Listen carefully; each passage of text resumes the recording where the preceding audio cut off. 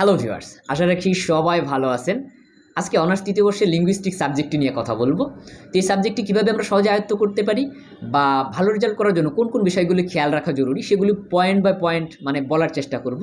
তো তার আগে একটা বিষয় খেয়াল রাখা জরুরি, অনেকেই এই সাবজেক্টটিকে আমরা অনেক ভয় পাই, অনেক কঠিন লাগে। আসলে বিষয়টি মোটেও এরকম না, বরং অন্যান্য সাবজেক্টের তুলনায় এই সাবজেক্টে আপনি অতি সহজে ভালো রেজাল্ট করতে পারেন যদি একটু কৌশলগতভাবে লেখাপড়া করেন। তো কোন কোন বিষয়গুলো খেয়াল রাখতে হবে? প্রথমত অবশ্যই বুঝে পড়ার চেষ্টা করতে হবে। অনেকে আসি না আমরা যে প্রথমেই মুখস্থ করা শুরু করে দেয়, আসলে এইটা করে এই সাবজেক্টে ফায়দা হবে না। অবশ্যই বুঝে পড়ার চেষ্টা করতে হবে। এরপর বিষয়টি হচ্ছে অবশ্যই নোট করে পড়ার চেষ্টা করবেন। অনেকে হয় না যে আমরা এখান থেকে একটু পড়েছি, ওখান থেকে একটু পড়েছি, যখন পরীক্ষা আসে তখন আর আমরা খুঁজে পাই না, প্যাচ লেগে যায়। তো অবশ্যই নোট করে পড়ার চেষ্টা করবেন।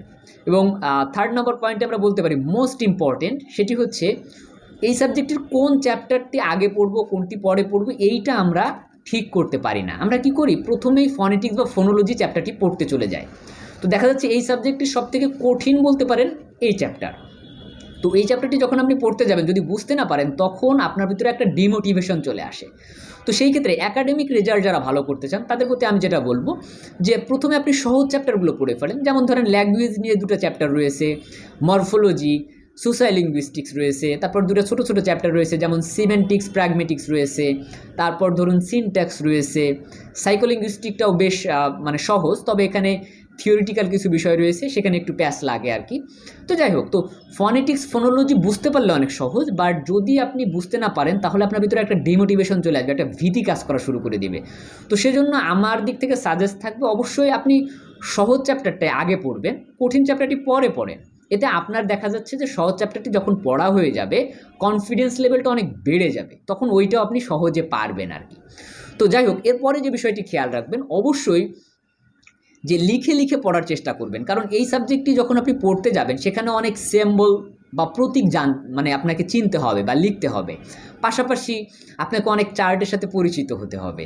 পাশাপাশি অনেক থিওরি এবং থেসিস রয়েছে, সেইগুলো একটার সাথে আরেকটা প্যাচ লেগে যায়। তো এটা যদি আপনি লিখে লিখে প্র্যাকটিস না করেন, যত ভালো করেই পড়েন না কেন, পরীক্ষার হলে গিয়ে আপনার প্যাচ লাগবেই।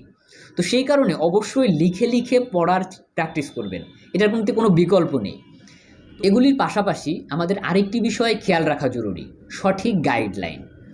সো এই ক্ষেত্রে আমাদের একটা কন্ট্রোভার্সি রয়েছে যে আমি সঠিক গাইডলাইন কি নিব না, নাকি আমি নিজে নিজে পড়ব। এটা একান্তই আপনার ব্যক্তিগত বিষয়। দেখুন, যদি আপনি নিজে কভার করতে পারেন বিষয়টা সব থেকে এটা বেস্ট বলতে পারেন। বাট অনেক সময় দেখা যায় আমরা সময় করতে পারি না। যেমন আমরা অনেকে পার্ট টাইম জব করি, অনেকে আমরা ক্লাস করিনি, অনেকে দেখা যাচ্ছে আমাদের নোট করার স্কিল নাই বা ভালো নোট করতে পারি না। তো যদি এরকম সমস্যা থাকে তাহলে অবশ্যই আপনি গাইডলাইন নেবেন।